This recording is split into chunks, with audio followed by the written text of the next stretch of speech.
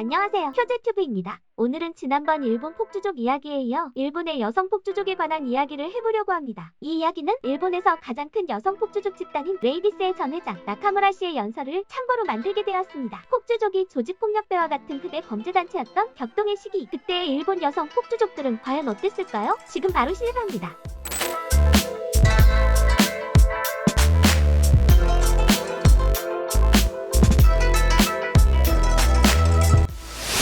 우리 아버지는 가정폭력을 행사하던 도중 어머니가 자동차를 타고 도망가자 스쿠터로 그 뒤를 쫓았어요. 그리고 차 앞유리로 날아올라 유리창을 깨고 엄마와 저를 붙잡아 또 폭행했죠. 이것은 일본 여성폭주족연합 최연소 회장이었던 나카무라 세이코 씨가 소년교도소에 수감된 청소년들을 상대로 자신의 어린 시절을 회고하던 연설 중 한 대목이었습니다.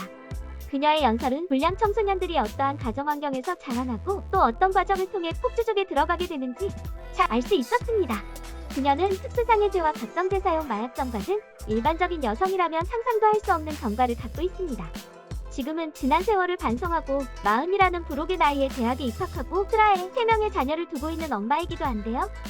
현재는 교도소와 소년원을 돌며 자신의 경험을 바탕으로 범죄 예방 강연을 통해 수감자들의 재범 방지에 힘쓰고 있습니다. 또한 그녀의 자서전을 바탕으로 한 영화가 제작되어 세간의 집중을 받기도 했었죠. 지난번 컨텐츠에서도 한때 일본의 폭주족은 단순 오토바이를 타는 그룹이 아니고 폭행과 살인 그리고 마약 범죄를 일삼던 스트리트 갱스터였다고 말씀을 드린 적이 있었죠. 그녀의 증언을 들어봐도 여성 폭주족의 세계 또한 아주 잔인하고 잔혹하였습니다.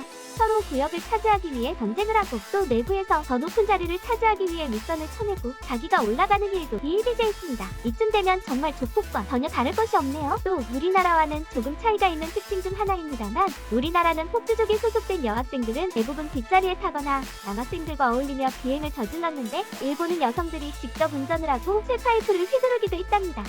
우리가 생각하는 순종적이고 가냘픈 일본 여성상과는 조금 거리가 있어 흥미롭네요. 또 흥미로운 점은 그녀의 한 인터뷰 내용에서 남성 폭주족 집단은 싸움이나 세력 다툼에 거의 모든 힘을 쏟았지만 레이디스 폭주족은 팀의 예산을 조율해서 규모를 늘리거나 멤버 모집에 더욱 큰 관심을 두었다고 하네요.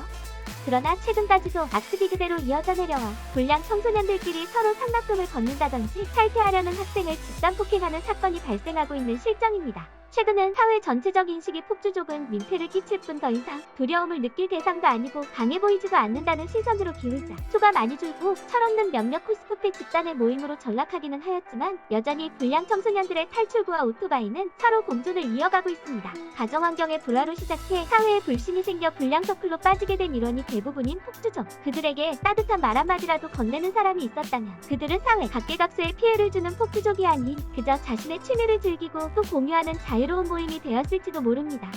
오토바이를 타거나 좋아한다고 하면 무조건 좋지 않은 시선으로 보는 사회 분위기도 이왕 좋지 않게 보이는 거 무시받지 말고 공포의 대상이 되자라는 생각으로 그들을 바꾸었을지도 모릅니다. 남녀 성별을 떠나서 누구나 어렸을 때 부모님의 어부마나 목마 또는 세발자전거에 큰 흥미를 느끼게 되죠. 사람은 누구나 바이크든 자동차든 멋지게 운전을 하고 비행기나 탈 것에 큰 관심을 갖게 됩니다. 멸시나 격려라는 눈빛 말고 가끔은 그들을 향해서 따뜻한 인사, 말 한마디 건네보는 건 어떨까요? 표제튜브였습니다. 시청해주셔서 감사합니다. 구독자 여러분 모두 행복하세요. 감사합니다.